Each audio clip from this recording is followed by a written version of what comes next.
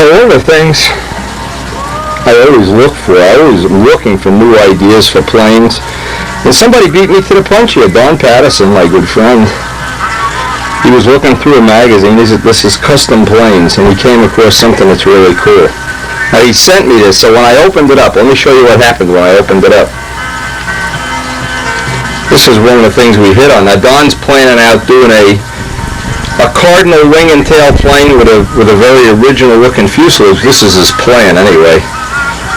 Which is a pretty legitimate way of doing something. Now, I'm just thinking if we ever made a semi-scale model of this, big giant canopy, almost standard type of wheel pants, and a very, very easy paint job. So, hey, you never know where you're going to find ideas. Now, in the magazine, these are the things I like. There's an article called, well, there's several kit plane articles. This is a second Thunder Mustang. The second one has already flown. The prototype is flown. It's got a V12 engine with 600 horsepower, and a turbocharged version will be available with 1200 horsepower. Geez, you picture 12 tune pipes coming out of here or something? Anyway, nice paint job, by the way. And as I've said, you never know where you're going to find good ideas. Now look at this. This guy's making a scale, the kind you really fly in, though, with a car engine or something. Spitfire at a Sitka spruce, all geodetic. There's a big construction article. Just get some idea. This is what I always find interesting, is the world all around you is so full of interesting people, and people that are doing creative things, people that are doing stuff that, I don't even, look at this wing. Anyway, anybody who knows the Mosquitoes and a lot of the British planes, they improvised by using wood in World War II, a lot of wood construction. Anyway, Don, I really appreciate there's a lot of cool ideas in here, and you can always get ideas for paint jobs. I was looking for some unusual cowl scoops.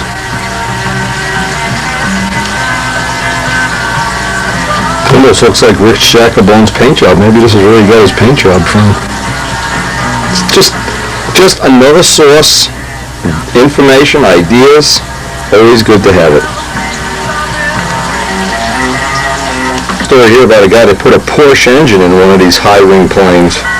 Talk about cool. Look at this. This is the nose section of the plane that has the Porsche engine. Kind of unusual. It almost looks like a face. Now, that'd be a perfect candidate for a big tiger shark mouth.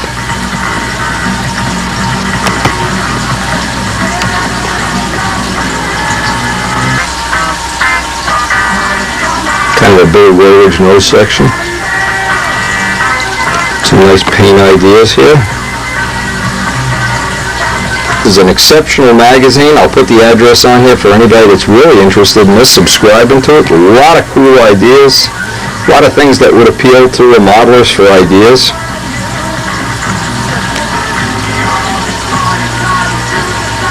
I'll talk about things that interest me. Here's the S6B. An article about the engine development. Talk about, look, it's like a Tucker special. Talk about a plane that would make it, if you could make some really big wheel pants like floats. With a nose section on this. Neat canopy detail. Kind of looks like Steve DeJury in the cockpit there, doesn't it? Then they close out the picture with, close out the magazine with a picture of the latest kit from John Brodak. This is the Windy Spitfire kit, full size.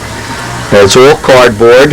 Put it together with Brodak glue and Brodak dope, and go flying. Anyway, that's what dreams are made of. Let's get down a shop or down a field or something. Let's get busy. My mind is wandering reading these magazines.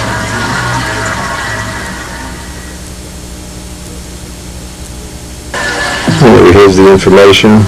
You can put your VCR on stop screen. We have an 800 number, 800-999-9718. That's always the one you want to call first. Anyway, great magazine. Loaded with good articles. A couple of photos I got in today's mail. These are from Tom Dixon. Apparently he He's painted this. He's put polyspan covering and Rust-Oleum. It looks pretty good for a unique finish like that. Anyway, Tom is coming out with some rear exhaust double stars pretty soon. Be looking forward to seeing how they work. And this, I'll tell you, for a Rust-Oleum plane, this looks really neat.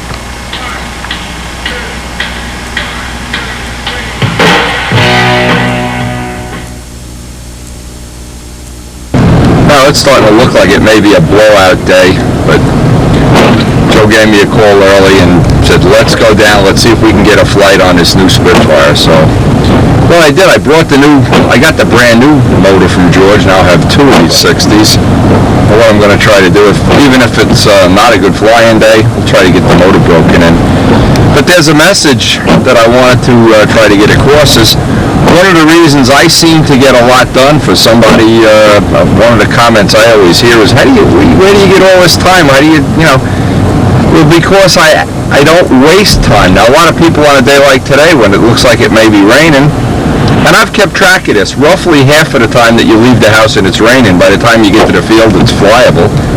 And in our case, some of the best flying days are days like this because there's no wind turbulating over the trees. The wind tends to be a little more predictable in this kind of weather. So anyway, and then the big point is I didn't want to let Joe down. He's real excited about flying a new plane, so we're going to trudge down there, and if it's raining, we can break in a motor, or we can do one of the other very important things, have a Spitfire day in the diner. We have our coffee, and we're ready to go down there, and let's hope the weather's a little better down in Middlesex. Well, we made it, but boy, oh boy, we're losing out to the weather here, I think. Now, what do you got today? Okay. See, the thing of today is we swap Mustang books with Spitfire books. But Mustang, this has a lot of... when you can't fly, you can always read books. Yeah. Oh, yeah. You know, it talks about the operational history. If you want to get enthusiastic or inspired, and it just makes it interesting. Oh, yeah. And all the things the British flew this thing, it shows wrecks, shot down airplanes, you know? Yeah. But again, a lot of these Reno Airways paint jobs are spin-offs of, like, a real plane. Here's the only color stuff in here, which is not,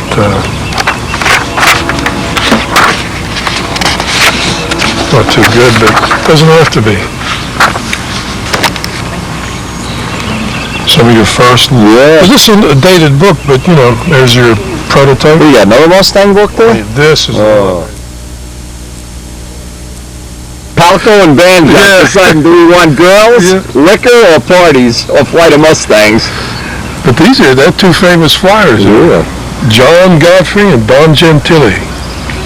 They got a whole squadron of these things. Oh.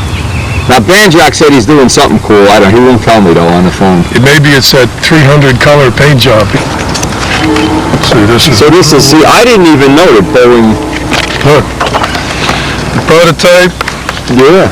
And that's sparking some of my interest in this because, this is part of... Yeah. Can you get any data from Boeing on it? Oh, yeah. News and stuff? There's the only... You don't think he's already got a plan here? Well, here's your... Oh, yeah. Previews coming out the butt. Yeah. But this talks about all the operations of it. It shows the vertical fin on some of your H. Yeah, the H's. Now, the H's don't have the cuff in the wing? No, they're a straight wing. And it's changed the wing well. There's a lot to it. And once you get into the history, but this shows the production of it, how they put these things together. Look, the wing, man. It's the way we make them. You make the wing. That's Joe at his house. Yeah, that's what I like. Cockpit details. Yeah. But these are all... That's good for North American photos, and this talks about how they were built. Yeah. Production lines, look at that. Cool.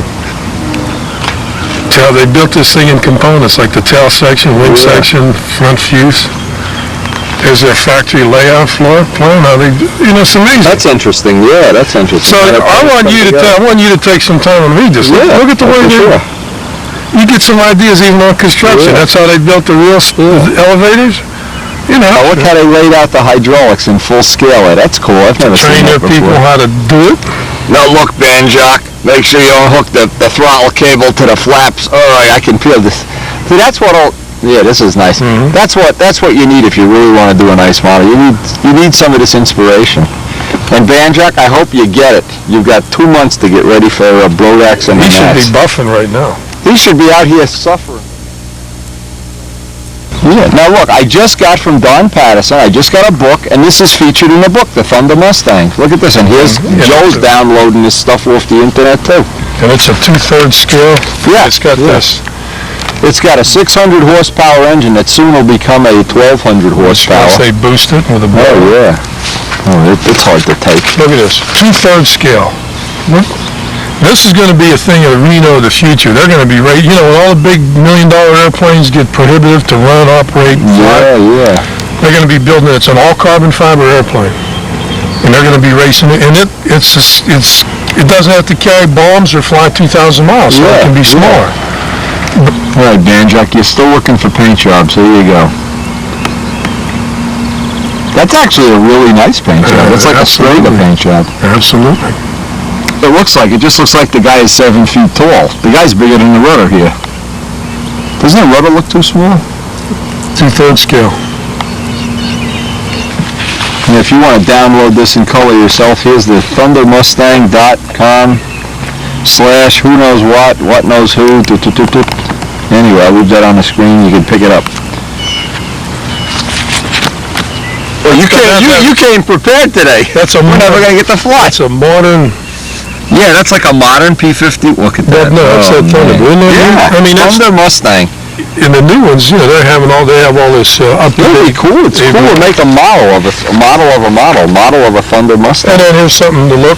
So I'm trying to stoke you up a little bit here. I'm stoked.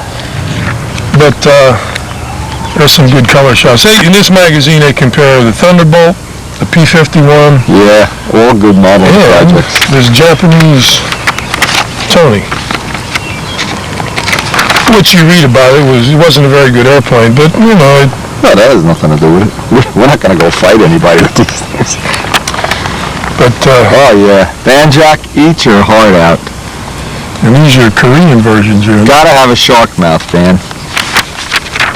But there's other good things you can check out in here. You know what I'll do, if you don't mind, I'll pass some of this on to Banjock when I'm done. And but I don't want to lose track of that at all. No. He knows you'll whip him. Now, a couple years ago, man, I stuck this in my file. I picked this up and I looked at it. I thought, someday, man. Yeah, someday is today.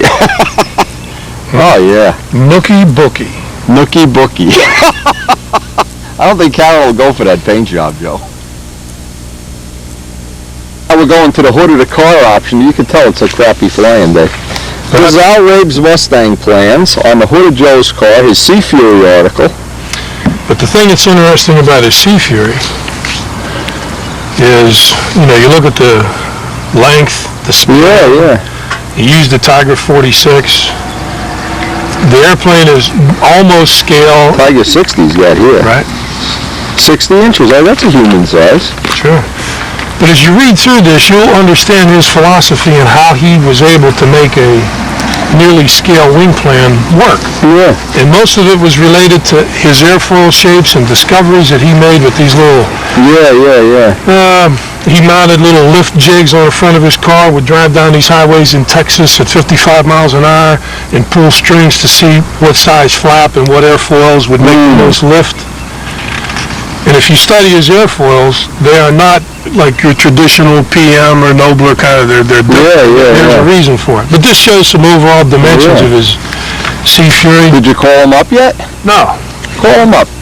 But this is where, if you read this, and I ran this by some aeronautical guys that work here, and if you look at his airfoil shapes, they're like real bananaed out there. They're not traditional. Right. Because what he's attempting to do is use an airfoil that you make your lift on for, aerobatic purposes with big flap deflection, and that's where he creates all the lift. And you need, when you have a wing that has not a lot of wing area, you got to do something to produce that. Right. So you can't have a flat airfoil, and you got to have big flaps. But you read his theories in here, and This stuff makes sense.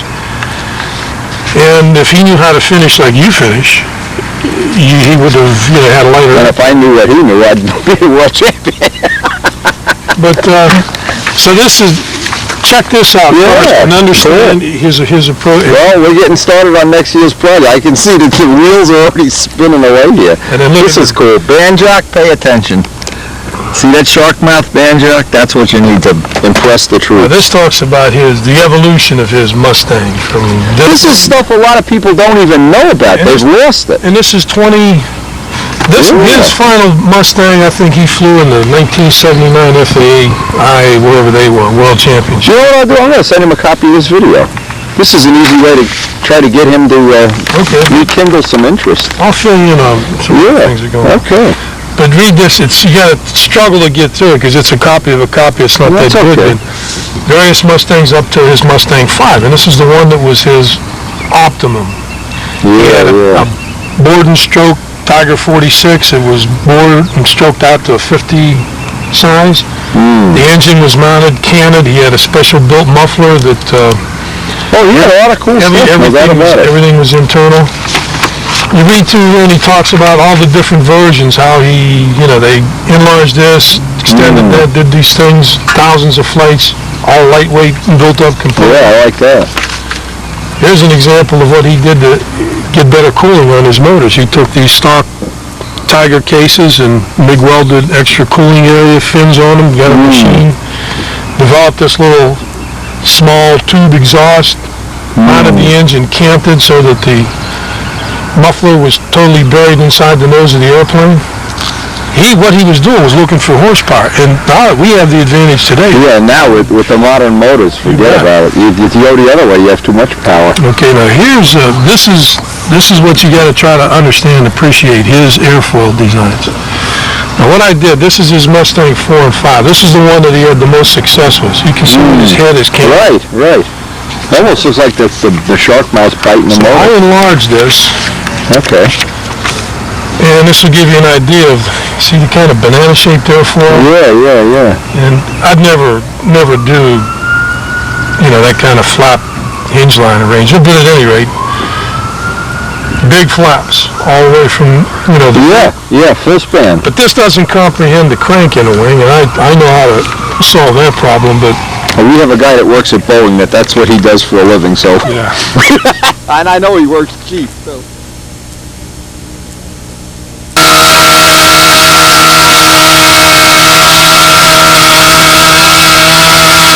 Yeah, it's turned out to be a good day for breaking in engines.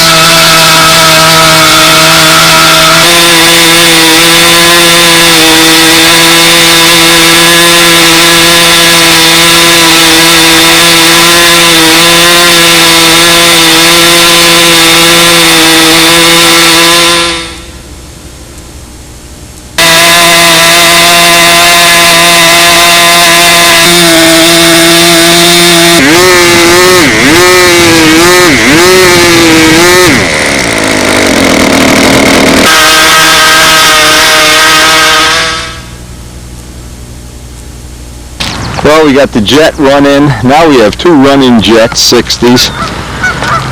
It's time, and to simulate England. Boy, if this doesn't feel like England. Cold, clammy, wet, and geese. These geese, they must follow us around. He's flying that Spitfire! He's flying that Spitfire! We better get the hell out of here! Look at it, talking to each other. Go! Go back to Canada. God. The awesome Supermarine. Anyway, from the beginning of this this photo record of Joe's first flight, I guess you can see, we're all psyched up to do big Mustangs, big scale, carbon fiber body dihedral. What else, Joe? Boy, we're not dreaming too much, are we? Anyway, Joe's written a letter to Al Rabe to try to get him to be part of our project. Should be fun if he decides to join us. Either way, to just let him know that we appreciate the work that he did years ago with all the innovative stuff that he did.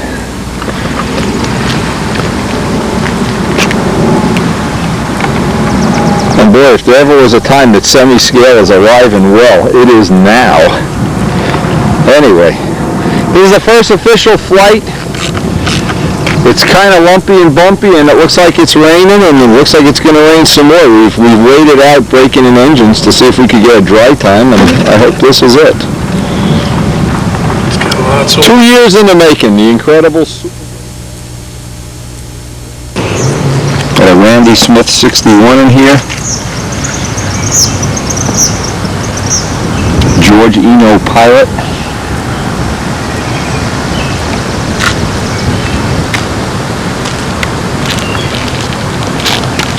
I'm gonna have to bump this. Yeah, let's flip it over. Let's do the mandatory twin pipe bump. You want to put the lines on first, or? No, let's turn it on. Now Joe has the small pipe on this engine. It's really a 40 pipe on a 60 here. Whose prop is this, Joe? This Dennis's prop? They want to, okay. The Dennis Toth prop for the first flight.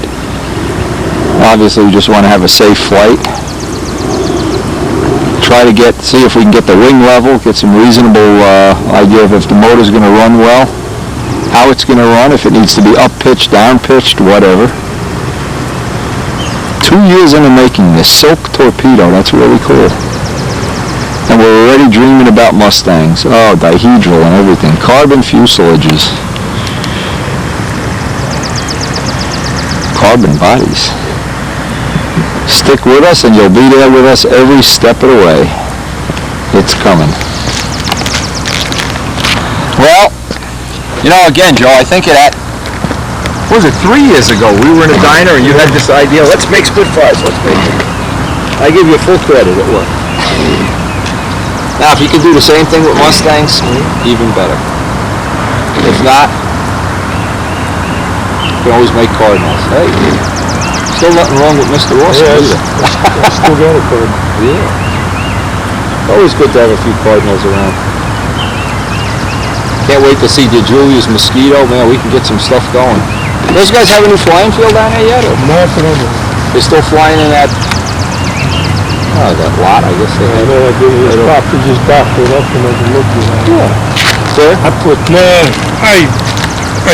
clean it off. But what I did was just took some black magic marker. Yeah.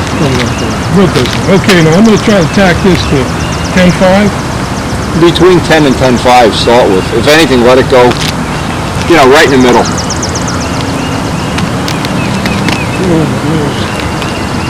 You're not going to know and actually the air is getting nicer than it was half an hour ago, so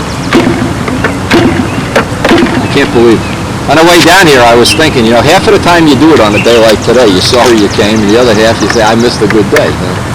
You really can't win.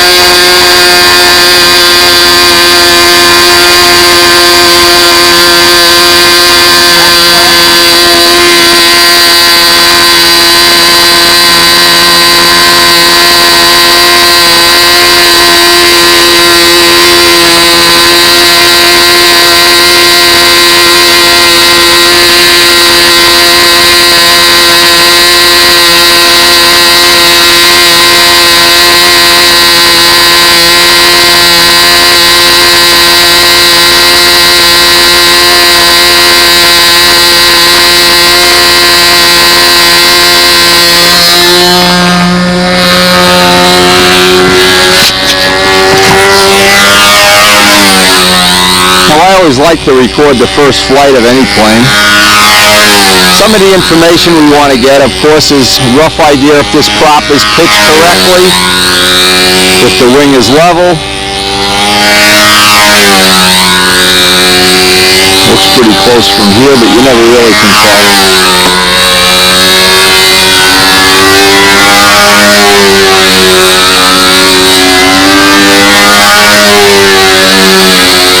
And again, we possibly can get a tank, a rough ballpark tank shim.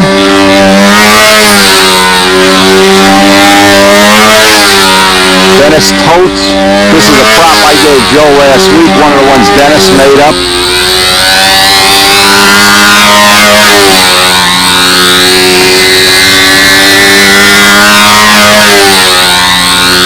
Oh, looks pretty good with the eye that's open.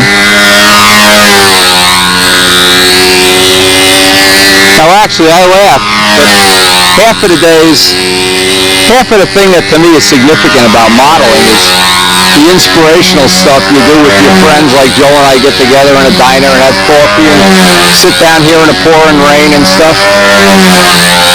But then when it all comes to fruition and you bring your plane out for the first time and it looks like this is going to be a good one.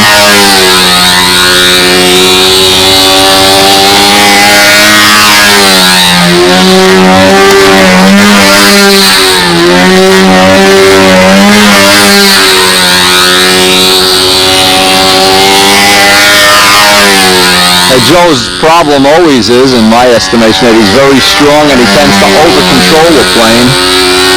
But we always are working on, when we're doing final trim, getting him not to over-control.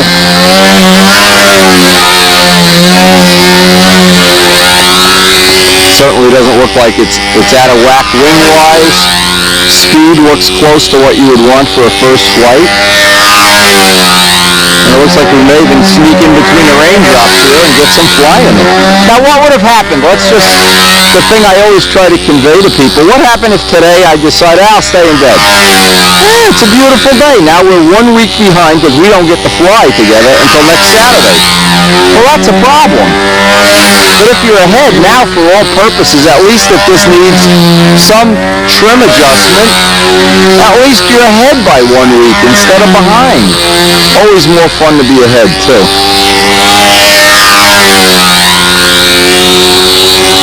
And this certainly looks like as good a first flight as I've ever seen on anything. So I don't know why you would want to get nervous about this. It looks pretty good. Has the look of the prop having a little bit too much pitch in it. But again, he has all the props. Motor sounds like it's running fine, not too fast, not too slow.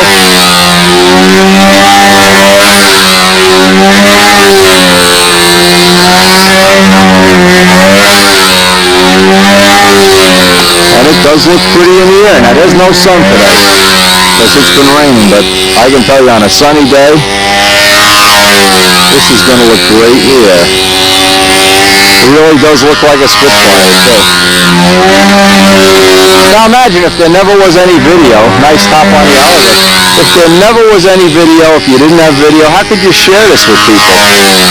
You have people in California, people in Canada, people in England now. Hey, don't want to forget, all our friends in England are going to be watching us spin around here.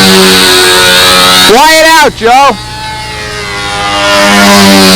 We don't know what the fuel consumption is yet. Don't want to be too cute here. First flight recorded. Now what I always do is the week after we fly, I give Joe the video we shot from the week before for his reference so he can play it over and over in his shop. Without video, we'd all be worse off, believe me.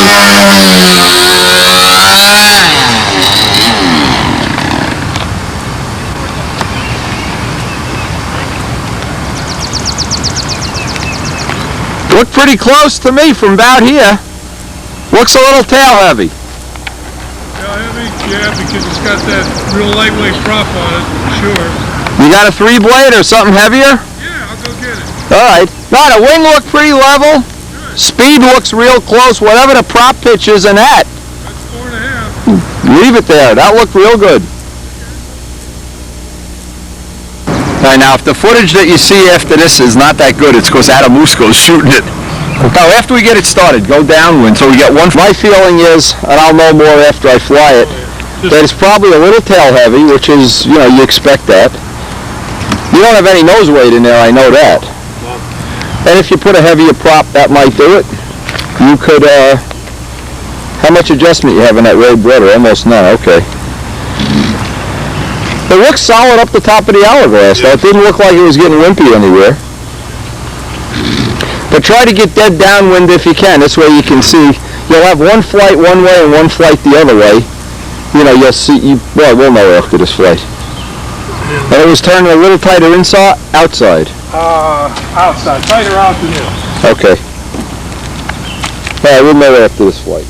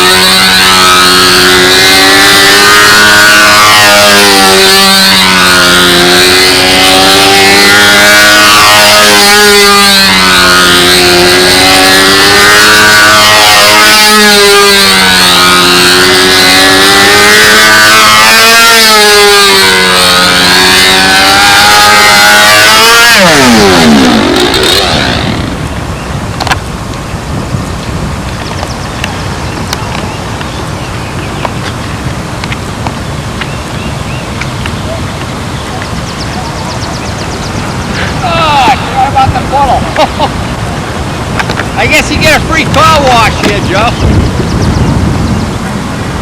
I didn't look from outside, straight? All I need is footage after you. Alright, let me see that. Now, what I would do, it's turning tighter inside than outside. So I would start by, before you even touch the plane, go down one and go down one here, relative to the handle it's on it, and save that handle. That's what I'm doing. And if it gets better but it isn't totally corrected, then take the other handle and go down a notch. Now we had two, and I want to make this for our own record, we record all our trimming. What seems to happen when I was flying the plane is the wing in level flight feels like it's down ever so slightly, and in inverted flight it's up, which is causing, it's part of the cause that the plane isn't turning totally equal. And on the Seaflyer, I have a little tab right outside of the tip rate box, just a little flap that comes down that I can fine tune it. And I use the back of the tip rate box. I just make a piece of tin that goes in the tip rate box. So it's, and if I don't want it, I can just take it out. I don't need to put tape or anything on the plane. Joe, the plane has a bullet inside corner, boy. Some of those triangles, I mean, I could pull them even harder than that.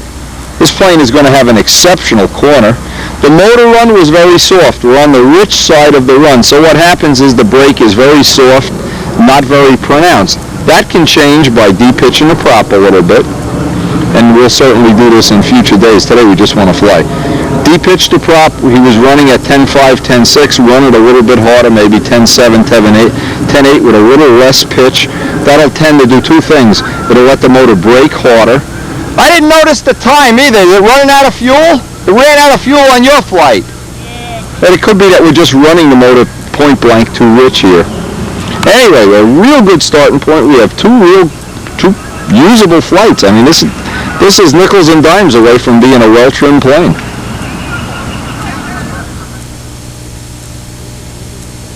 Now, one thing I was impressed too is on the glide. It glides, it holds the nose up, and at that last second you can just drop it right in. That was, I don't know if Joe got any of this on video until I go home and look at this, but look at this, look at this. Go back to Canada and stay there. God, not only do they grease the whole field up, that's bad enough, they fly over and bomb you. Anyway, a really first two good flights. So Joe's going to make the handle change. Now, the reason I like to go through this on video, this is one of the things a lot of people would have a plane that didn't turn equally and they just learn to live with it. Well, if the handle doesn't do it, the first choice is to get the handle to your personal liking, like buying a pair of shoes. You have to get it to fit you. There's no point in me adjusting this handle so that I can fly it. We need to get it adjusted for Joe. Then the other thing is if we run out of adjustment at the handle, we have the nice little hatch under here. We can lengthen or shorten the push rod even just a little bit. But we're starting out having more than enough corner, and it's tracking nice in the rounds, and it's almost perfectly level. And we're on the rich side of the motor. All good things from here. This is all predictable trim that has to happen. The easy adjust and non-adjustable handles. You know, you had to live with a lot of things, or you had to cut the plane open. This is so much easier. Now, if this gets better, you know what I'm saying, Joe?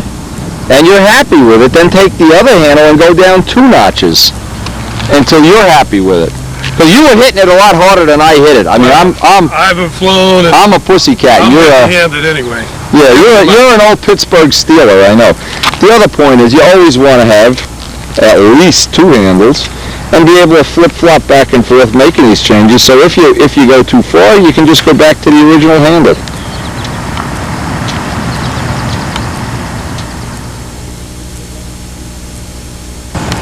I remember years ago, boy, you built the plane, it didn't turn equally, you didn't have any adjustment at the handle. If anything, this is going to wind up with too much corner, you know what I mean? Yeah, I know. The inside corners on a triangle, I could turn that in the radius of the plane. That was scary how good it was turning inside. But part of that is because you don't have the wing totally level. When you level a wing, some of that corner is going to go away. By the end of the day, you guys learn how to fly. This cool little stunt news he made with the 2 Spitfires on the cover.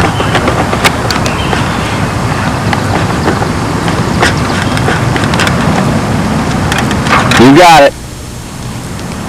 Okay.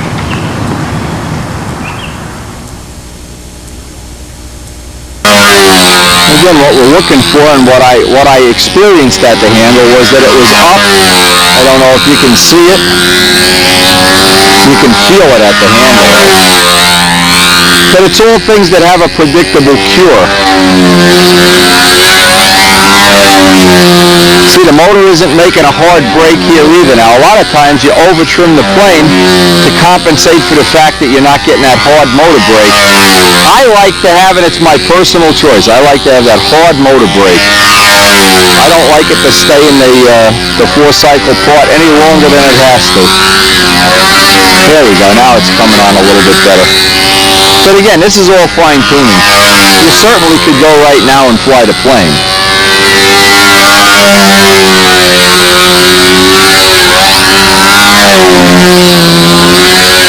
This is the third flight, and I'll see if Joe is comfortable. Now, he's got the handle adjusted down. Boy, it's a pleasure coming out and having no majors.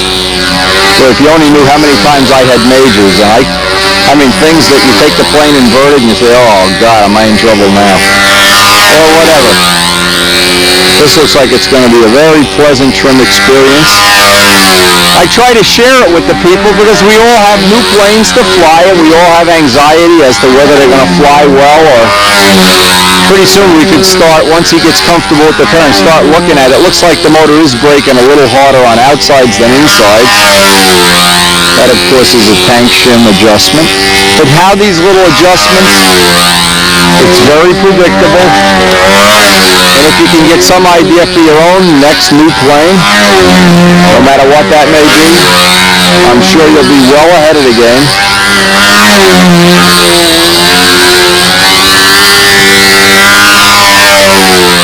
And it doesn't matter if you're flying a 35 size ship, a 40, a 50, a 60. The basics are the basics. Gravity is gravity. A motor run is a motor run.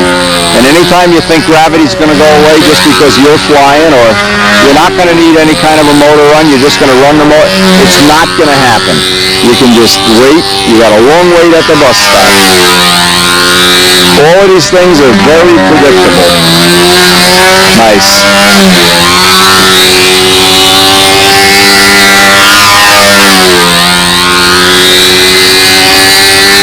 See, to get the motor to brake harder here, I would want to be upping the RPM a little bit, de-pitching the prop. But yeah, we haven't even started that whole routine. That'll be, I think we'll save that for another day, because it does look like it's going to rain more today. And we would like to get Joe as much stick time as possible. See, in Joe's case, stick time is a thing that'll benefit him. The biggest single thing he can get right now is a lot of stick time on the plane and get comfortable and familiar with it. Now see how he feels after this flight. And we always have the video to go back to, so he can spend the time this week looking over the video and dreaming about his P-51.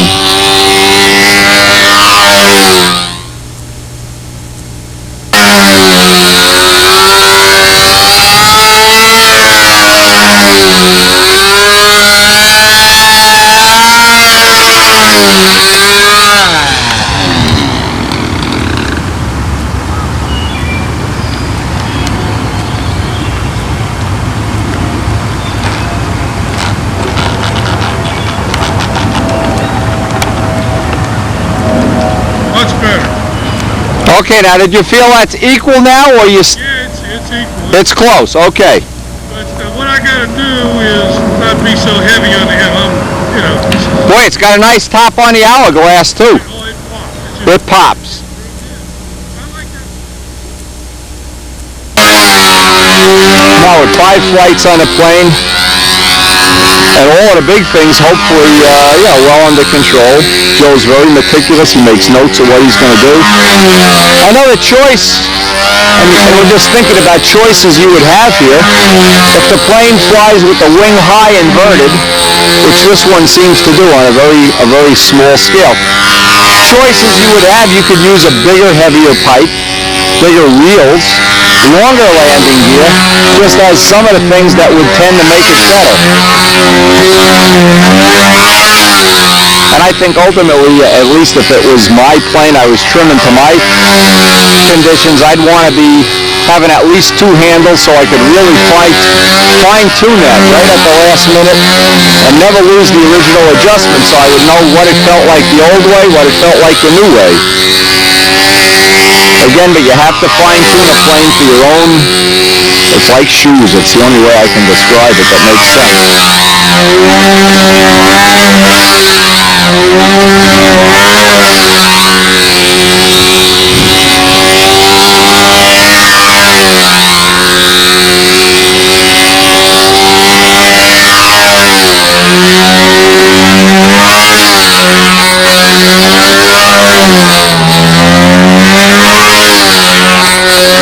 See, there's a part at the top of that outside where it goes lean, but it doesn't do that on insides. So it's kind of like, you know, somewhere down the road we're going to want to address that too.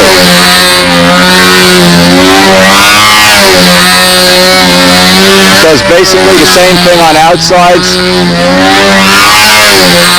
Not a big thing, but one of the little things that once you get it zeroed in, and this is why, for instance, I go back with the flights I do with Strega, and I say, gee, how did that run feel? Gee, it felt better this way. Now, because we have the 2 variations of the Jett 60, we have the one with the spigot and one without a spigot, and we'll have them both in Strega, and we'll be able to go back and forth at any point we want and see which of the 2 suits our flying style the best. It doesn't always mean that everybody would want it that way, but I'm used to having that real defined, very hard 2-4 break. And when I don't have that, I know it makes my pilot workload go up considerably, so I always strive to get that as pronounced and defined as I can, and predictable, of course. It doesn't mean everybody in the world is going to want to have it that way, but I like it that way. Again, that's what's nice about the video. You can go back, turn the sound way up on the video, and listen to it. And sometimes you don't remember it. A lot of times you go back and watch a video, and you think, I didn't remember it doing that. Well, if it's on the video, you know what? It did it. And probably it's your memory, you know. The ginkgo biloba cells are going bad. Another thing, too, you can get an idea what the lap times are now, because we're in some, I don't know, funky, buffety, post-rain air here. Really not too concerned right now with lap times. We just like to get Joe some stick time. Anyway, as I said on the ride down here, some days you win, some you lose. Looks like today we won.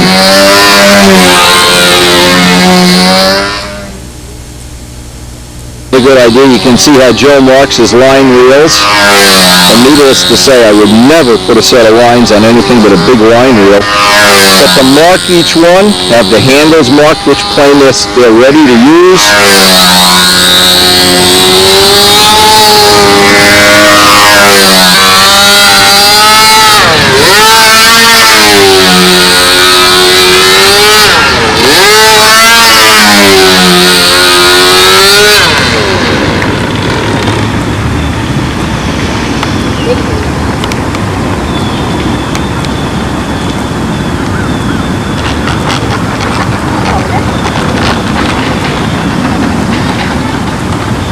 The day of British history comes to an end. Joe's first flights on the Supermarine, now recorded to share with everybody. Roger Ladd, all the guys in England, all the guys that subscribe to the tapes. Kind of flying day, man. Yeah, Bill Hummel and his crew. Hey, man, I can't tell you. Spitfires. So nice to have video. First day, I would rate this as one of the best first days. It's certainly better than it was on my first day. All told, you know, the original Spitfires were pretty easy. They flew right out. Yeah. Well, maybe next week I'll have the I-beamer done. Certainly no worse than 2 weeks from now. We'll fly. And you'll get to fly that one too, and be just like old times back in London during the Battle of Britain. Cup of hot coffee up in the diner and a bagel, or Bagel, that's for sure. we're ready. Those of us who live and die by the RAF, I don't know. It was a good day, good first day. Glad you could spend it with us. And we get back to the shop. We're making up a bell crank mold today. Gonna start making the carbon fiber bell cranks later this week. Get to share that with you. The air is spectacular. It's really a nice color. This is a Dodge Viper Yellow. Viper yellow? Viper, it's kind of greenish yellow. You mix that up yourself with the pigments? Oh, no, the pigment and, you know, the old dope, which, you know.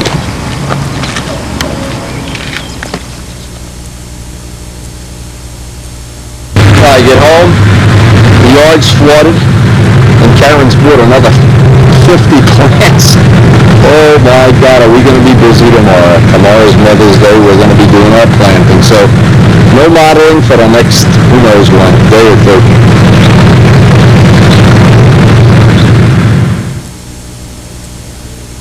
Last look at the yard before planting. Barren and bare.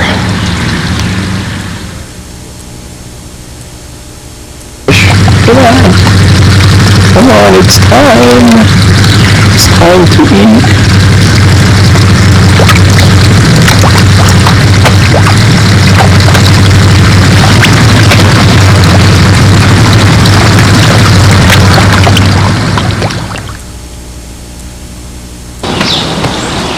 Hey, Stace.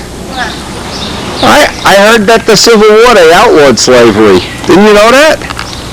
Yeah, I'm the only one left. You're the last of the slaves, huh? Well, at least your pants didn't get dirty anyway. That's looking good. My mom just keeps tossing them everywhere. There's like 1,000 ones in the bag. You know what's good about gardening too? You don't get dirty. So that's fun. Just stay nice and clean. I think the fish need to be fed again. You feed them. I'm gardening. I'm the slave here. No! I want to catch you at your most attractive. Wendy! Go away! Mom! Wendy's not here. He went flying. You need mulch. Hey, this is a good flying day. I could be out flying. What am I doing here? Karen, you have anything you want to say to Buzz Brodak? No, I don't. Hey, we're making progress. Don't laugh. There's over 1,000 flowers going in here today. And we have a well-trained professional crew. Yeah, Professionals. There's no amateurs not here. well paid though. Slaves. Slave labor. I like the payment plan here. Wendy, get out I'm of my- going flying. Okay, there, this is Andy's lark. You got two of these, right? Uh-oh, his daughter's going to try to go over there and eat my fish. You leave Bert and Ernie alone. Anyway, give me the clue on this. 22 ounces. Without any hardware, just the landing gear. Okay. Now, we had a high humidity weekend for sure, and Andy's done the smart thing of not trying to push it and waiting and getting some Brodak retarder so that you can get rid of that action going on. Hey, looks great. Well, on the sloppy side, I'm just trying to work towards a concept. Oh, it looks real nice. On the next one. But whenever that humidity's high, boy, don't take a chance. Boy, you're so sorry when you do that the next day. Yeah, I see. I noticed, like in the sand outs. When How much clear is on here, Any? One None. coat? None, okay. This is just. So you can go, and you can start, today it looks like it's going to be no humidity. I sprayed the wheel pants yesterday. Yeah, I yeah. put retarder in. Okay. It was SIG retarder. You know what happened? It looked like it was raising the paint off. No, don't mix and match. Just, I got the stuff here. Now, do you have any part off of it? Oh, you don't have the flaps off yet. Are they glued on yet? No, they're just. Okay, so what you do is take a flap or an elevator and paint it first. Wait a half an hour. If it doesn't blush, you're in. If it blushes, you got to add more retarder. Today's supposed to be dry, so I'm hoping I have a good day. Today's perfect. Don't waste it over here because I got to lay up molds.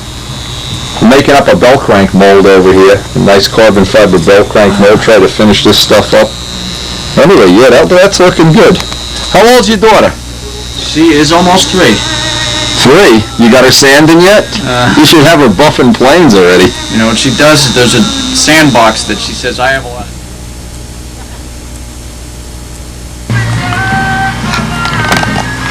Today, what I did, the other day, I took one of my glass-filled bell cranks and machined it down to about 1/3 of its width, because what I'm going to try for here, obviously, is a much stronger material.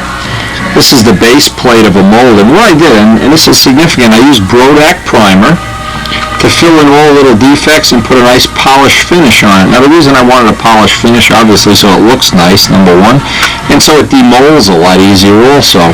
So the next step, As in all of these type of molds, look at this. I may use the base plate of a cardinal doubler. I want to make a box around this, pour the molding rubber on it, and maybe tomorrow we can run our first prototype of what I hope is going to be a product we can add to our product line. I'm assuming I can cut the rate in half. Anything I can cut the rate in half on is going to be a good product. It'll be definitely a saleable product. And what allows that to happen is the correct choice of design, materials, carbon, and resin. When it's at the right ratio, I'm sure we'll be able to. Another thing I'm going to try to do is, of course, have brass bushings, because carbon fiber is not a good bearing material. Unlike the glass-filled nylon, it isn't a good material to use as a bearing. So what we're going to do is try to insert and make the whole assembly with little brass bushings, and I've already put them in place so that they'll be a relief exactly the size I need right in the mold.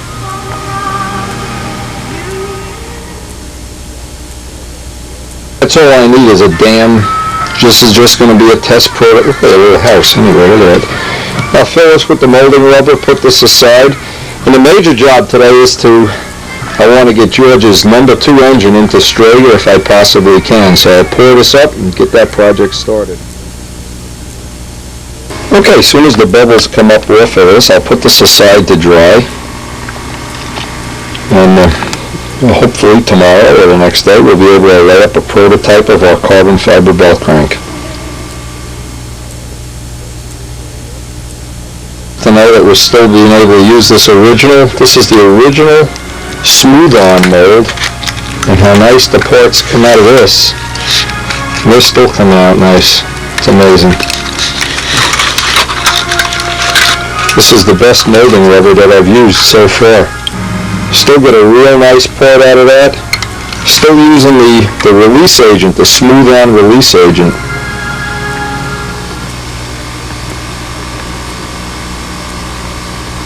By the way, Ken's supposed to stop over this afternoon with some prototypes of his. He's doing some real nice work with making fiberglass wheel pants. Maybe you're interested in a set for your plan. These are so nice. Imagine all the carving that's saved over the years.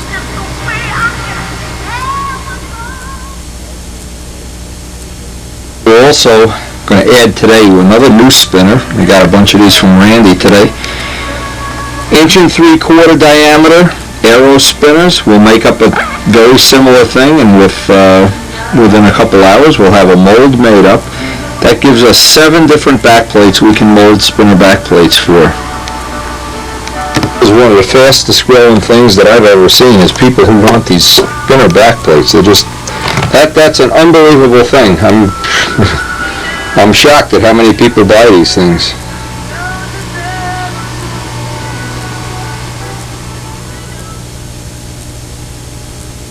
And this is from Steve DeJulia. He says Banjock's plane is in silver, and this is the paint job he's looking forward to putting on it.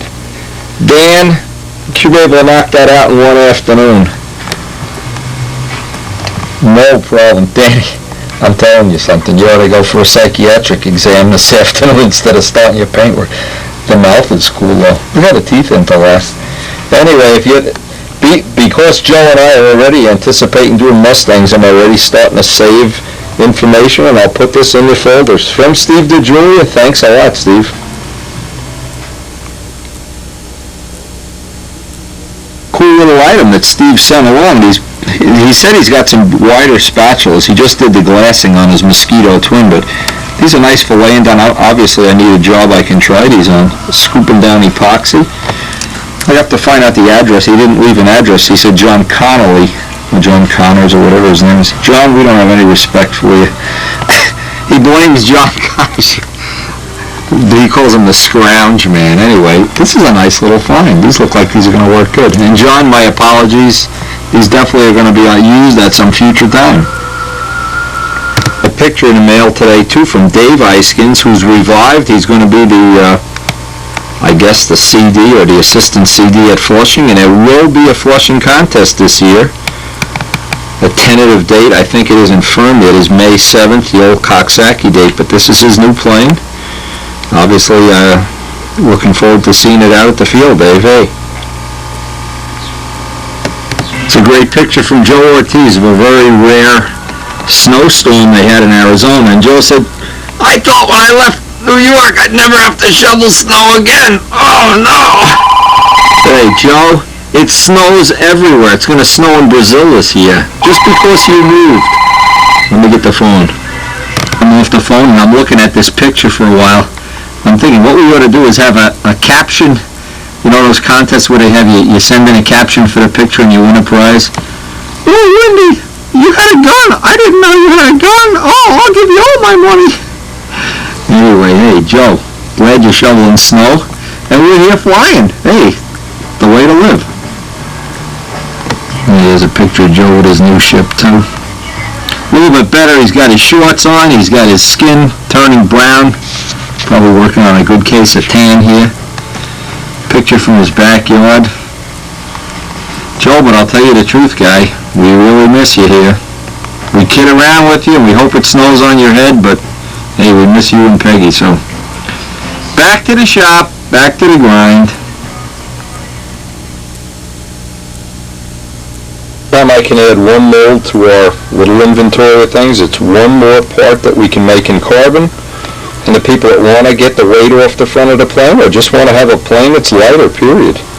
Whatever. It makes those parts available. I think these things are just working out great. Yeah, because I've had such good luck, hey, we had great luck flying Joe's new plane. What I figured I'd do, it was blowing pretty good by the house, which usually means up here it's going to be downright flyable. Look at the finisher on this prop. This is the latest prop I got from George Ulrich. Highly, highly undercambered, beautifully crafted, totally balanced. When you get it, it is ready to put on the plane. And one of the things I have from the last time we were out flying the plane, this was my square one prop, pretty much where I wanted the engine RPM to be, etc. So what I'm going to try to do is get a couple of flights back, always start off on the square one, then switch to this prop, see if this has more drive or less. Again, there's no firm rule on undercambering. On the heavier props like the BY&O, seems like undercambering really helps. But there's no firm rule. I've had props that from time to time you undercamber them and they get limpier. So again, I don't know what the hard and fast aerodynamic rule on this prop is, but we're going to give this a shot. The air is, it's not going to get any limpier than it is right now, so I may as well get this over with. You can see from the gauges, we're looking at a day that's starting out in the low 70s, and it's a very low humidity. We probably could get some painting done today if anybody was ready to paint their ship, Jacobone or anybody. Anyway, always a square one flight. Without this, if you just come out to the field with a new prop, you don't know because the conditions are so variable, especially here.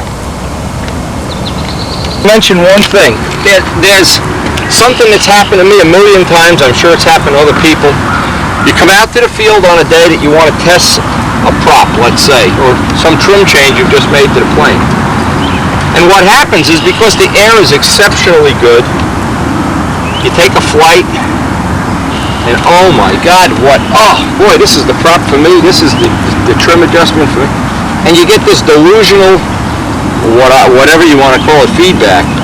And what happens to me a lot of times if I try to, like when time is limited, where I have to be to work early, what I'll do is I'll run down here, get one or two flights, then only get one flight, say with a new prop or whatever, and maybe that's the best air of the day. So it's really, I don't know the right word is delusional, but the next day you come back and that same trim thing isn't working as well as the day before. Well, the only way that I know to get around that is, in this case, this was the prop, this is Bill Lee's prop, this was working about as well as any prop that I've ever had.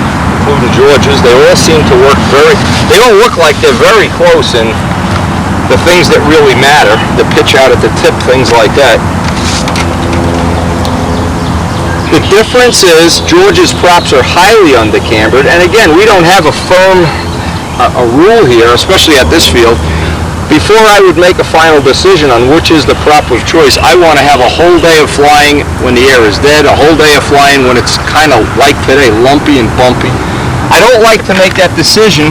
I guess it's like you really wouldn't want to get married after one date or two dates or whatever.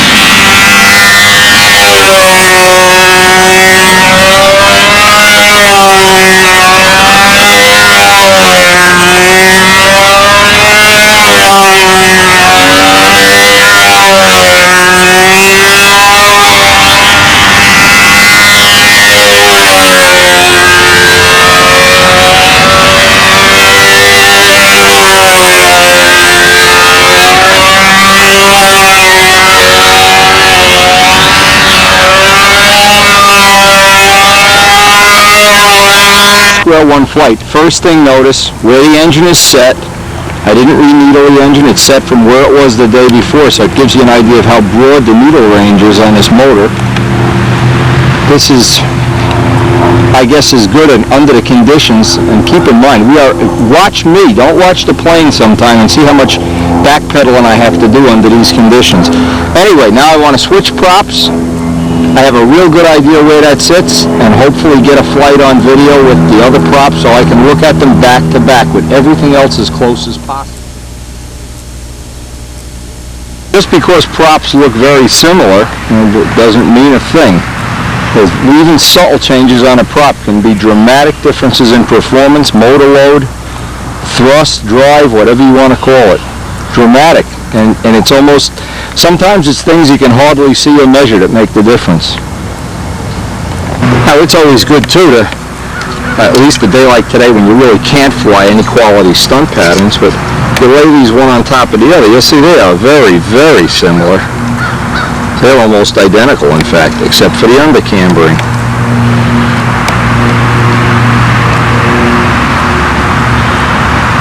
But again, even small amounts. This is the first time I've had this prop on the plane, and I'm looking forward to it. I don't want to waste time in between flights, simply because I don't want the air to change dramatically in temperature, and that's why I have the gauge. So if the temperature, I'm going to leave it needled, everything exactly the same, and then I'll have a reading for what was my square one prop. Is this more drive, less drive, more load, less load?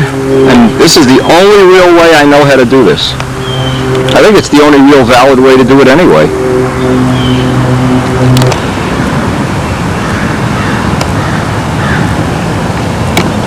Alright, let's see what this has, and the air is basically exactly the same.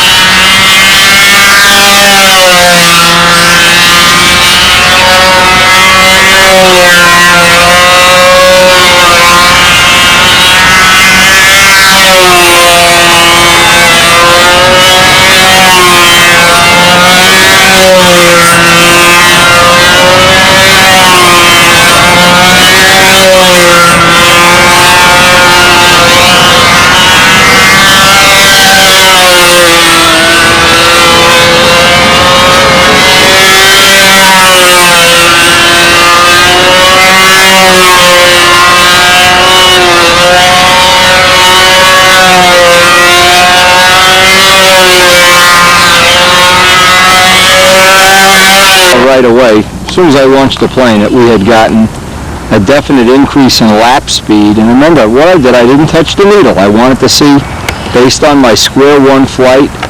Now I have a little idea. This prop either has a little more drive, a little more pitch.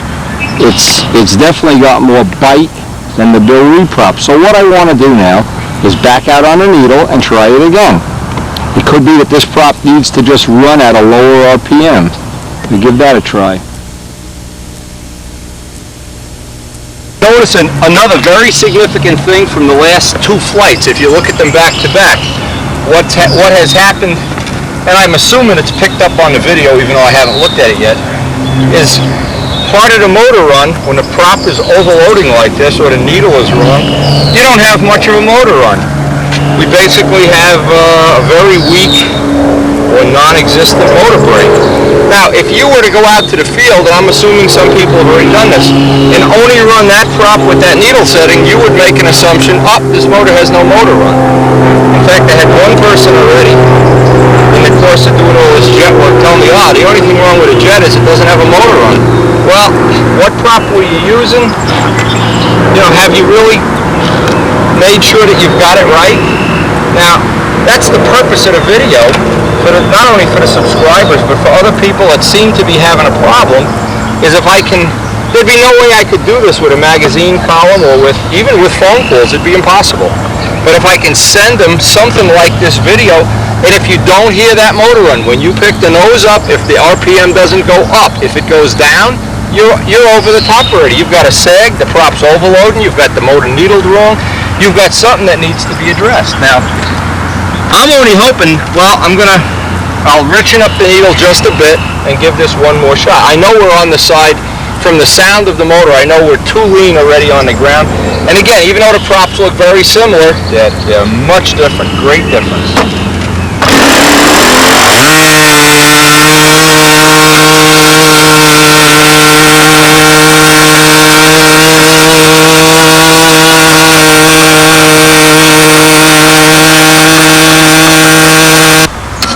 Now, even though I went back and forth, trying to richen this up, what happens when I get the pitch to where it's pulling the plane at the right speed, obviously we're out of the motor run range. So what I did, I really just eyeballed this up, and I can see that I know I'm going to add this to the props that I need to take a little bit of pitch out of. Now, one of the things very significant, it may be, Bill Hummel has a side exhaust engine, and maybe with this amount of pitch on a side exhaust, this would be just about right.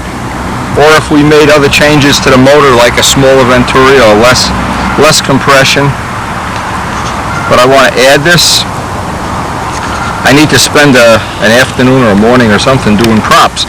But luckily I have George's original prop, the one that I want to put less pitch in. I want to add pitch to one, less pitch to the other. It's just amazing. And the BY&Os, we have the one here that has the right pitch, and one we have to add pitch to. So we really have, out of this session today, and out of the flights we have, we really wound up with 2 props we could, for all purposes, use here. But I have other experiments I want to do, so I want to finalize the prop, put the Bill Lee prop back on the plane for today, at least for the end of this session. Now I know where this has got to go. Maybe get a couple more flights before I get off to the shop. We got loads of work at the shop. Expressing his disapproval with the motor runs is... I'm out of breath from chasing these son of a guns and they run me down. Come on, get out of here! One of them's gonna fly into that carbon prop sooner or later. Get! Go judge at the Nats if you want to judge. Get out of here. What? Go to Brodax. Today, I guess this is as far as we're going to get along before we switch to motors.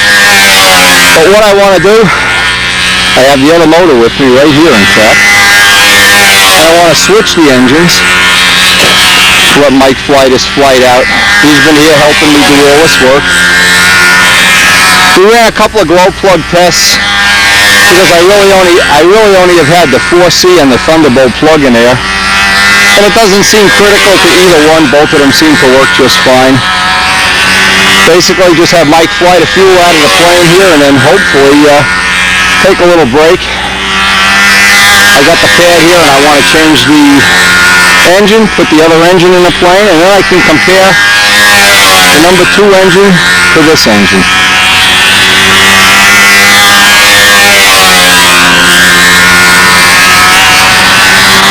Got a number 2 motor, has a 2-inch rise header, so it matches the one in there.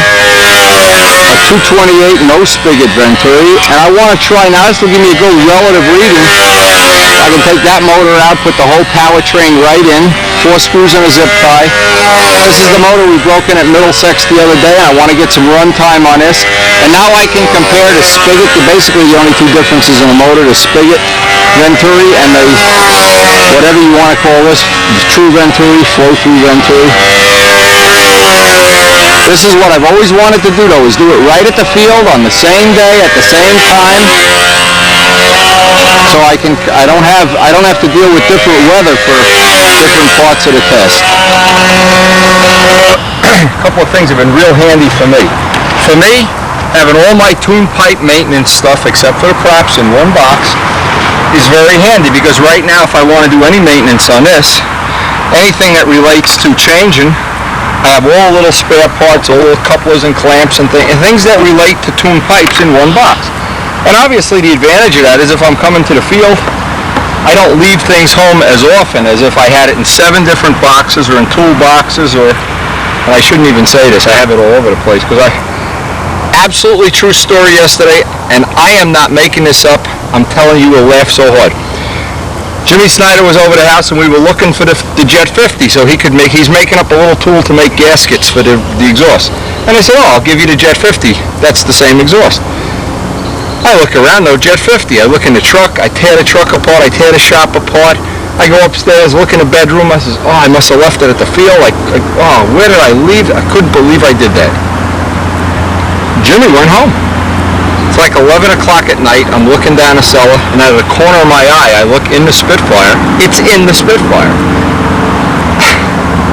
See, so a lot of times you think you're a lot smarter than you really are. Anyway, I pull this apart, 4 bolts, zip tie the cowl, and we can put the whole new powertrain right in. I even want to put the same glow plug in. I'm going to put the glow plug that's in here, so I have as few variables as possible. And these headers are exactly the same. They're 2-inch rise. The only difference in this whole package should be the time on the engine, which is about 3 gallons, and the Venturi size change. And again, the whole purpose of this is so that I avoid the inconsistency of if I come back tomorrow, and I'm hoping I can do this in half an hour or so. Mike went to get some coffee so we can kind of hang out here the rest of the afternoon. And even if nothing else, see, I always plan on the second contingency. If the air gets any worse than it is, and it's pretty bad right now, if the air gets any worse, one of the contingencies is I can get a gallon of fuel run through the engine and just let Mike do the flying.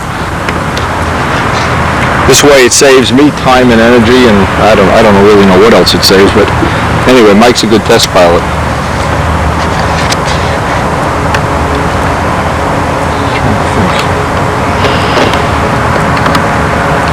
And I've done it many times as I've been to the field. And like I said before, you get phony, you get here early in the morning and the air is good and you get this great flight and you think, oh, boy, that's the prop I want to marry at a motor or something. You come back the next day after work at 3 in the afternoon and you want to get divorced. It's so bad. Anyway, this is, I think, the most valid way to compare any two motors. And if they're exactly the same, even better. Now, one thing about this engine that's on the real positive side, and I mean this is something I really think is significant to me anyway, there is not one drop of oil or fuel anywhere near the nose of this plane. And all this little spray is from what the prop picks up off the ground. I've been trying to wipe it so I can get real, if there's any spot, there's no header leak, there's no venturi leak. I've been running the air filter because of all the goose grease on the place. And who knows what else is dust and dirt. Everything this time of year. Nothing. Absolutely nothing. Bugs is the only thing on the plane. What I like about this system, just pull everything out all at once. Looking these over, I see one other change. The new motor apparently has a sealed bearing. The old motor doesn't. Maybe the bearings are the same. I don't know. I'll have to ask George. Again, when we did that little change on the 50, it didn't seem to be night and day better or worse or different. It was just one thing I wanted to try. Nothing. The only part of this that gets dirty is back, the last 2 inches back here by the pipe. This on-the-field repair job here. Open up your local Amco transmission shop. Replace the motor in your plane at your local friendly Amco dealer. All right, let's get some run time on it. Gallon 3 is history. We're into gallon 4 already. And it is impossible without having a helper like Mike. I wouldn't be able to be outside the circle. And keep in mind, Mike is still learning the pattern. He's not looking to win the Nazi or anything, but we just would like to get as much information on the way the motor runs, basically on the brake. Now this is a 228 with an air filter. We're running it with an air filter part of this day, and then I'll try it with the air filter off, which will simulate having a little bit bigger venturi. This engine has the sealed bearing, and we have the same pipe, the same header. You can hear the motor run, and that's basically what we're looking for. Not looking to do stunt patterns, especially in this, and it is really unpredictable air here, very, very unpredictable. But it's good enough for doing this, and we've gotten a lot done, and now we're really comparing. First thing I can do is compare the fuel mileage back to back. If one engine runs out of fuel before the other, that's an indication it's the venturi size is controlling some of that. They're exactly the same pipe and exactly the same pipe length of 18.5. Nothing changed at all. What we're going to do is go up 100 RPM each run, let the motor come in nice and slow, and by the end of the session, hopefully get some stunt patterns.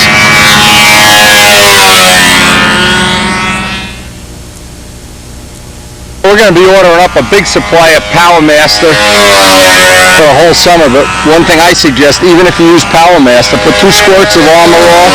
That's a tip from Big Art Adamison. It kills the bubbles. We're already in gallon 4. As soon as we get another maybe half a gallon through the motor, quarter of a gallon, I want to put it through the paces, see how that 2.4 is coming along. A little bit of information. Now the motor's coming in a little more than it was this morning. I ran a stunt pattern, not a great stunt pattern, but just to see what it was like, and I had 28 laps at the end of the pattern. So what I tried, took the air filter off, and it just looks like it's running a little bit on the lean side. I wanted to make sure we're not going to have a problem with this. And I want to check a couple different brands of glow plugs here. I have some Thunderbolts. The only thing I don't have is a brand new 4C, but for sure with the 228 and an air filter, it was running a little longer than it was with the 280. All right, after quite a few flights, some rich, some on the lean side, I wanted to see what kind of range we had here. One of the things that's very, very apparent, that, in fact, it's the biggest thing that comes out of today, is a 228 with no spigot, in effect, restricts the motor more than a 280 with a spigot. And I personally like the way the 280 ran. I mean, the 2.4 quality's somewhat better, but again, I'll need to get more time on the motor, and I'm sure I don't know how George feels about this or what the reality of it is, but it seems like these motors within the first 3 gallons of running just get stronger and stronger and stronger, even though they don't seem to change in sound or in feel. What happens? They just feel stronger when you're out at the handle. I don't know if that's my illusion or if that's the reality of this. We've got 3 gallons, this is the 4th gallon, 3 gallons through the first motor, and that one was just about as strong as anything.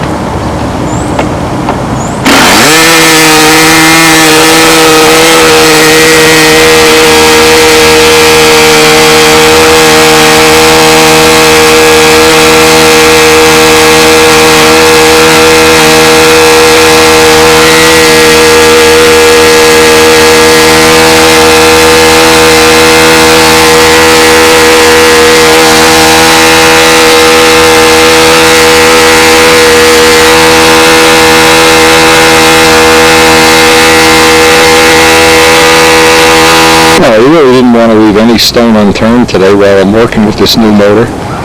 I want to try both of my pressure taps. I have 2 taps in this pipe. That's why I use this pipe for running it in. See if it likes to run. First off, the first test is to see if it likes to run on Uniflow better than no Uniflow. And of course, you always have the choice of hooking up the pipe to the overflow, to the Uniflow. 2 different scenarios here. Now, this motor is just a little bit different than the 281. And I'm not sure if right now if it's an advantage or not an advantage, but whichever one we like better, ultimately will make the other one a mirror image of it.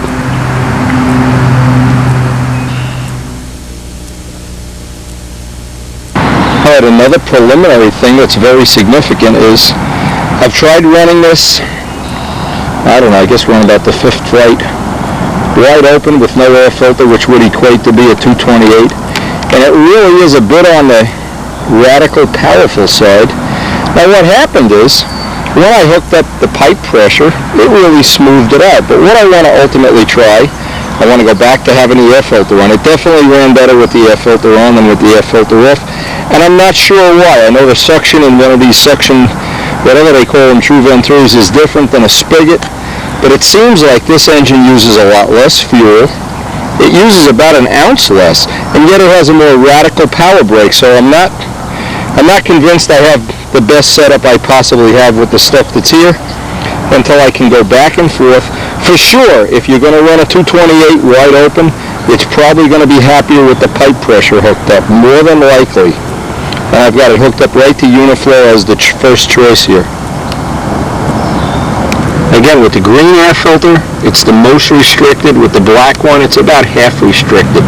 And each one of these things tends to smoothen the 2.4 brake, soften it.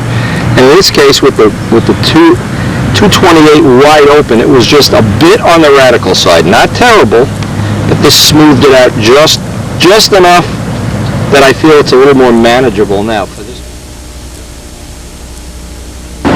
And of course, the whole thing with any of these setups is not to say, oh, well, look at the chart and here's the setup. The dump, the dump, the dump, the dump. That's a bunch of baloney, and if you think that's true, it's like trying to buy shoes from a catalog. It's not going to work.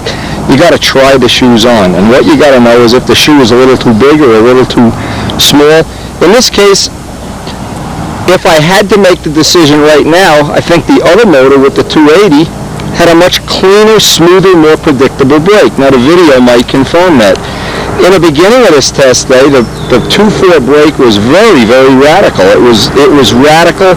One of the symptoms is if it flies along an inverted flight and you hear burps of lean randomly. Well, to soften that up a little bit, the pipe pressure the pipe pressure to the Uniflow vent softens that, and of course putting the air filter back on, that softens it even more. My goal here today, having both motors in the plane on the same day at the same time, going back and forth, it gives me a little database to work with now. And it looks like we're coming up on the halfway point on that gallon 4. We basically stayed at the field all day, and you think until you've tried everything, you don't know that you have the optimum setup. We might have had the optimum setup earlier in the day, but I want to go back and forth, back and forth, back and forth until I'm real satisfied that this is the most I can squeeze out of this. And obviously that it's an unending, ongoing battle to get the most performance out of an engine.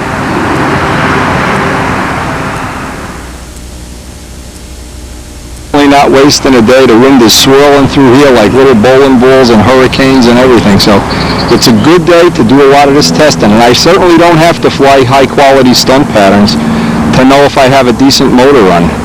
And the problem here, as always, is part of the day is absolutely unflyable. And then later on this afternoon, we may get a little spot where we can sneak in a few patterns before the bowling balls come back out. But this is a very unpredictable place to fly. Anybody that's ever flown here knows that. What's very strange is the 280 engine didn't respond to pipe pressure. It just killed some of the motor run. In this case, it made it a lot smoother, a lot more predictable. Again, this engine's using roughly an ounce less of fuel. Now, part of that might be that George has the compression set differently. I haven't had the heads off the engines. A little less compression will do that. It'll make it more sensitive to the needle, and in turn, it'll make a little softer power.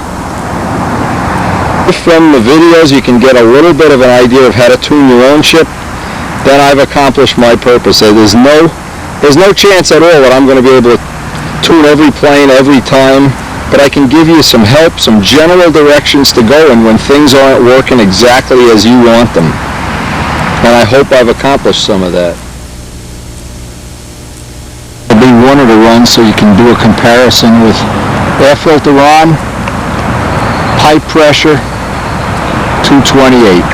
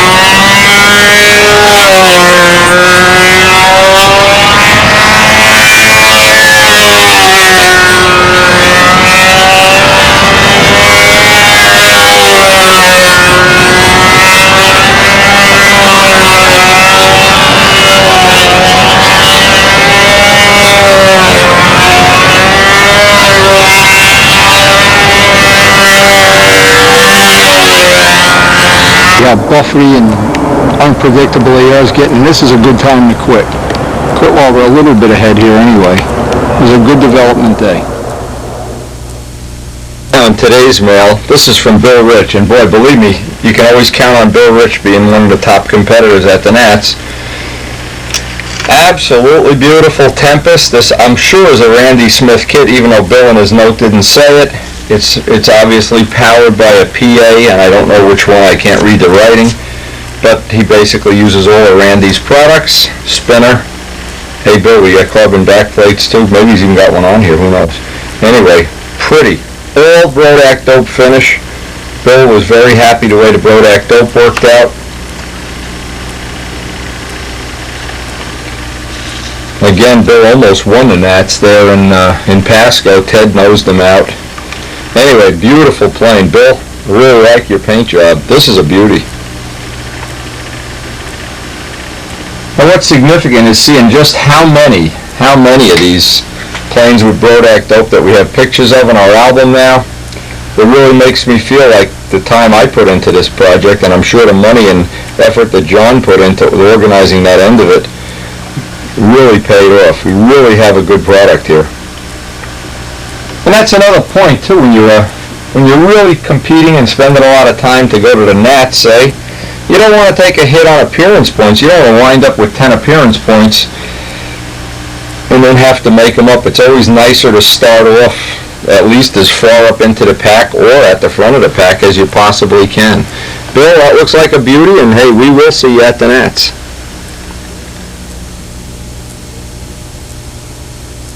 This is from a friend of mine, Joe Owen. Joe emails me practically every day. He's been checking out a lot of videos, picking up some good information, I assume. And he made this video up for me. I got a kick out of the cover he had made for Windy Way. I'm sure he's more computer literate than I am. It would be best photo. Anyway, he's a fan of the Thunderbirds. We haven't had time to even watch this yet, but obviously we will. USA Thunderbirds by Joe Owen. Anyway, hey, we'll take all the videos we can get. And see, I'm on both ends of this too.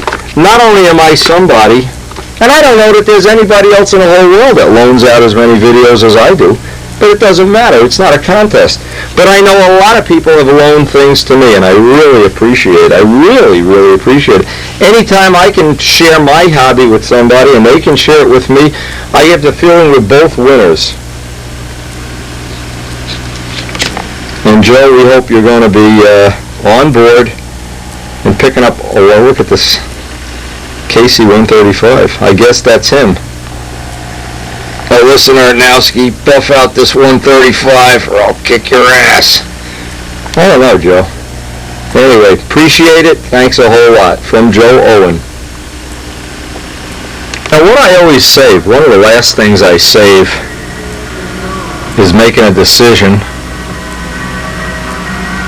on which wheels I'm going to use. And the reason is, and a lot of people, I was just talking to Frank McMillan about this the other day, a lot of people don't understand, I'm going to just do this in a roughest form, about the vertical CG of a plane. And it should correspond to exactly where the lead-outs come out of the wing. It doesn't necessarily have to be the middle of the wing, because on a dihedral plane, what we're really concerned with is this. Now, what typically happens is, when you build a plane or make a proven design, a design like a Nobler, let's say, well, it's already been built, and they already know they're going to come out bottom heavy, top heavy, so they make adjustments. In some cases, you put heavier, bigger wheels, smaller wheels, wheel pants, no wheel pants, some adjustment to adjust after the prototype is made. But in the case of the Spitfire, most of them come out real close, but we don't know exactly, because each one is just a little bit different. So the way to do that is to put a hook in a ceiling, actually put two hooks, hang the plane, and I've done this in real life so many times. Have your landing gear, of course. And you take a baker's string, preferably a white string with a rate on the end of it, and do a plumb bob. If you wanted to be real cute, you could buy a plumb bob. Anyway, when you sight down a plane, when it has no wheels on it, okay, it'll tend to cant out this way. No, it'll cant out this way. And as you put the wheels on, it'll tend to cant out straight. So obviously, if you were to put, let's say we'll start this out with 2-inch wheels,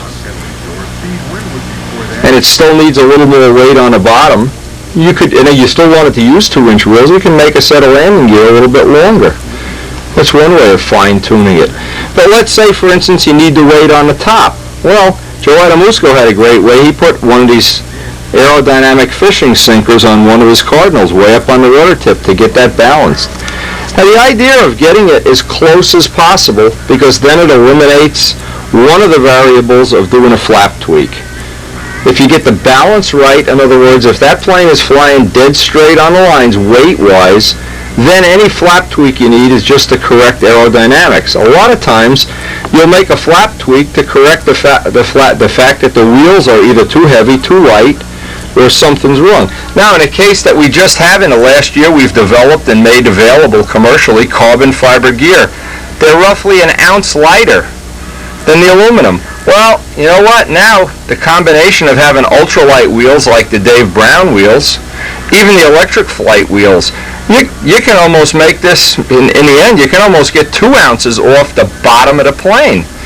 Now, that's real significant when a plane has a pipe, because this hardware, all of this hardware in here, you think this doesn't weigh anything, and you've got the coupler and the header, all of these things below the center of gravity. This whole entity has to sit below the center of gravity. So that if you can get rid of an ounce here and maybe a half ounce here, even more, or get this weight balanced in, you have a real good chance of having the vertical CG come out just right. Now the idea is, and we've done this on video a lot of times, just sight down the Baker's string until it's exactly perfect. And you can add weight or take weight away, fine tune it. Now in this case, what I wound up with is, it looks like this plane is going to need 2-inch wheels to do that. The only problem is I don't like flying over grass. A lot of the times I have to fly over grass. So in the time that I'm going to fly over grass at the circle burner field, I'm going to use 2 1/4-inch wheels. And the reason for that is I'll trade away some of the weight, because there's so many ruts and bumps and mud holes and chuck holes and geese droppings and atomic bombs and everything out there. I don't want to take a chance on cracking one of the gear or loosening one of them up. So I've made the choice not based on the vertical CG, because I won't have that until I get a final, every piece of hardware in the plane that's going to be there, including the nose weight, by the way. Now see, a lot of people trim out a plane with no nose weight, get it perfect. Then they put an ounce of nose weight up here above the CG without putting anything below the CG. Well, now it's back to being one of those things. And then they wind up tweaking a flap, and now somewhere in the pattern it does a funny. Well, what I suggest is always, even after a couple of trim flights, go back and recheck that vertical CG. That's a critical part of trim, and once that's right, it opens up the door to everything else being right. I learned the hard way many times is never make real tight wheel bushings. When you make the wheel bushings real tight, and this let's look from the top, this wheel can't cant a little bit. It can't find its true path around the circle unless you could possibly calculate out that angle, put that angle into the bend, and even at that, I don't know. But I know a good way to avoid the whole problem is what I do is I put a bushing on one side of the wheel but not on the other side. So I have a little, in essence, see that slop in there, a little bit of slop. So this is like a shopping cart, the front wheel on a shopping cart. As soon as this lands or takes off, it tends to track perfectly. Now without that, what tends to happen, you put the wheels on a plane, and when you push the plane forward, they tend to spread, they pigeon toe, they go off to one side. Or when you land, you can't hold the tail wheel up. They're putting such resistance on it once the nose over. So it's really a good idea to have just a little bit of slop in the wheels. Now, like I said, I'm going to start with a pair of 2 1/4s. Whole idea being, in fact, I'm not even going to put a new set of wheels on, because these planes tend to wear wheels out. And I mean, they wear them out to the point where it's embarrassing. When I go to the Nats, I usually take 18, 20 wheels with me. I just can't take enough. But when we get to the Nats, it looks like what I'll be trying to get on there, of course, is 2 inches for the nice smooth tar. But for right now, I always have a set of wheels that's a little bit heavy. If I need to make some change, now that the object of the heavier wheels will be, if I need to put some nose weight or some weight on top of the CG. I want to have, these are really my fine-tuning tools. My wheels are fine-tuning tools.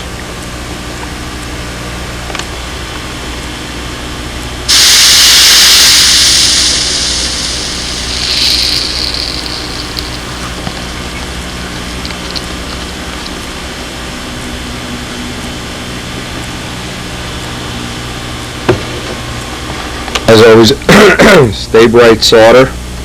Deflux it with baking soda and water.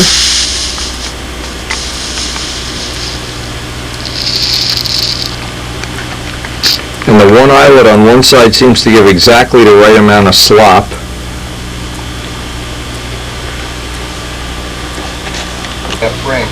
Okay, what I want to do is, this is motorcycle chain oil, and you can see how it goes on. It goes on like foam. Let some of that soak in. Give it a few minutes. It then becomes, this is Bellway, but any brand will do. That turns to hardened grease eventually. And we clean this up, and this is ready to install in the plane once that grease dries up a couple minutes. Some of them are more pointy. The last thing for us really here, we're going to put the gear on the plane next, is just keep all our spare gears in one bag. Now none of these, the problem is none of these really fit the I-beam plane. These are the ones for the other plane, but I want to have the wheels. It's the wheels I want to have. As many different variations of wheels as I possibly can have. For the day comes after we've flown the plane and we do the final bench trim where we know how much nose weight's going to go in it. This will be one of my bags for trimming out the final trim of the plane before we go on to competitive flying. Okay, now the other fine-tuning adjustment is going to be how far forward or back we want the wheels. Since we're anticipating flying the first flights at Middlesex, I can pretty much have a wide range. When we get to flying at the circle burner field where it's really rough, I want the gear as far forward as I can get them and still have prop clearance. That's the one trade away I need to have on grass. I think this gear project worked out very well.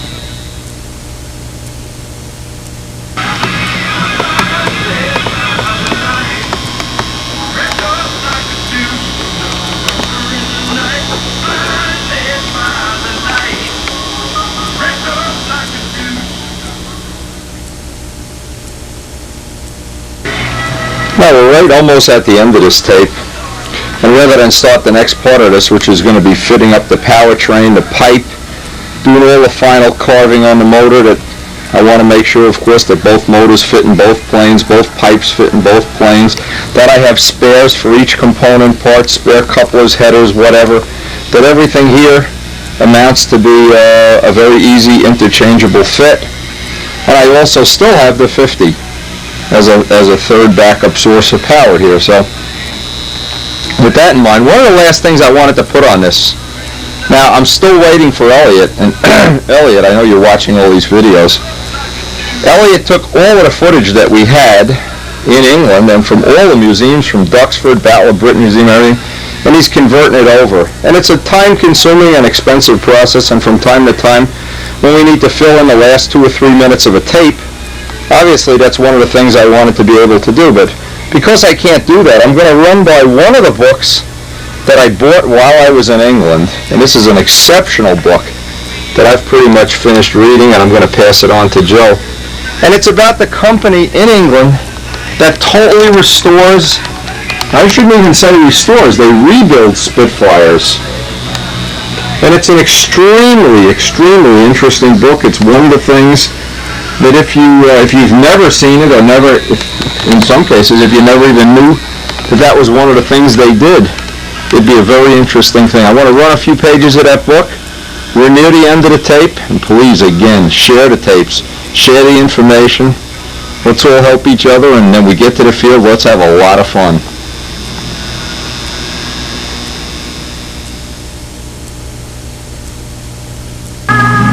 Now this is the book, and this is absolutely mind-boggling how good some of the information in here is. In fact, I really wish I had this book when I laid out some of the early Spitfire stuff, because a lot of the stuff you have to see how a plane is made in real detail, for instance, before you can actually do the inclining. You have to know what the heck an incline is there for, or what the exhaust manifolds look like, or what the cockpits look like.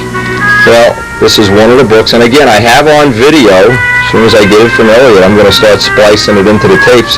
Some of these museums and this bookstore, Frank McMillan told me about this. I'll call it the Alroyd bookstore, the aviation bookstore. Unbelievable stuff, and this is one of the books that came from that store. Again, these are books that I don't know that you could buy them in the United States, but I'm sure that address at that bookstore that he would gladly take a credit card and ship you any of these that have interest, and he has got material on everything. Again, what's very surprising to me, having visited Duxford and visited the other, virtually all of the museums that have flyable Spitfires, the British people feel their Spitfire. They feel differently about the Spitfire, say, than we feel about the P-51. And the reason is, of course, Spitfire basically saved their country. And I don't know that that same thing is true about the Mustang, I mean, in the same context, but we take Mustangs and rip the motors out and turn them into hot rods, and the British people restore them to like they were brand new, and this book details how they do that. One of the things that's unique, I don't know that the people have this ability with the Mustangs even, is they go back and they have the history of every airplane that's still flyable, what squadron, how many times it was shot, how many planes it shot down. Complete history of each plane. There's some detail shots of the engine mounts, the scoops.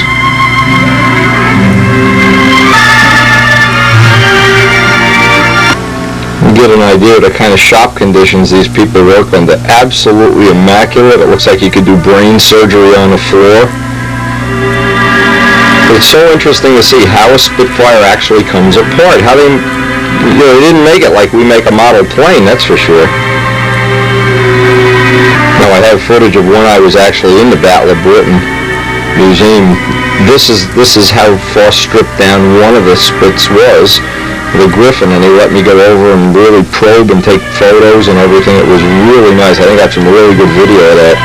Hey, we're just working on landing gear legs. Look at this. Perfect for looking up how it looks. And I think somewhere in the future we're going to make a mold for carbon fiber wheels for our own real Spitfire wheel hubs. That's coming.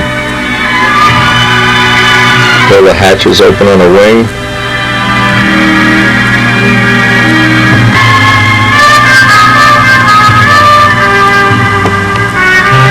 I don't know about other people, but I just love having these books to read. It's so much better than watching The Simpsons. It's whatever garbage is on television. And this is the whole thing that inspired me to do that 5-blade propeller project. Just notice, remember the Griffin turns this way. Turns clockwise. Notice the elliptical shape of the blades. Now, some of the craftsmen that work on a plane, many of them are artists that do all the hand painting. All the painting on these is done painstakingly. They don't have any real... It's not like they set up an assembly line. Each one is an individual thing.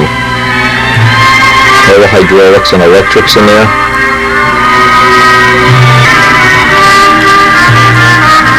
There's one that's in the shop, ready to be overhauled. This is the plane right here. This is the one. And this is in the Battle of Britain Museum. And they had all the Caldolf. I have video of this whole thing all apart with the manifolds sitting on the floor. Elliot, need that video, man. Some of the stories that are in the book are where they find these wings. They dig them up in a jungle and find them in India. There was one in a hangar in India that nobody even knew was there for years. Such interesting stuff. See what the ribbing looks like on one of these wings. And one of the problems with original Spitfires, when they restore one, the rivets are all magnesium. So when they're 50 years old, of course, if they haven't been taken exceptional care of, and in this case none of them have. They can just reach in with your bare fingers and pull out the rivets. They're magnesium and they just rot away. They weren't made to last 50 years. They were made to last a very short time. So there's 250,000 rivets in a Spitfire, and this is one of the things they have to take into account when they do a rebuild. I think I put 250,000 rivet heads in that last ink job.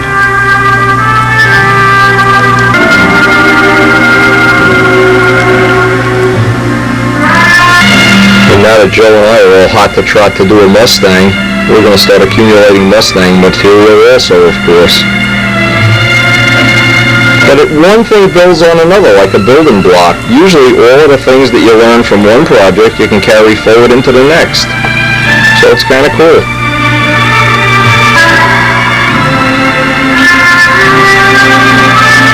What the tail cone area looks like, and when they rebuild, of course they rebuild the tail wheel. You can see the hydraulic strut for the tail wheel. The hydraulic strut is inside, the shock absorber is inside the fuselage. Now when I was doing that swiveling tail wheel, I didn't know this. This two access panels to get in and look at that shock. Some of the Spits, the later ones, of course, have retractable tail wheels. The early ones don't. But look at how the rudder is built. Now on the late model ones, there's a hatch right here that comes off so they could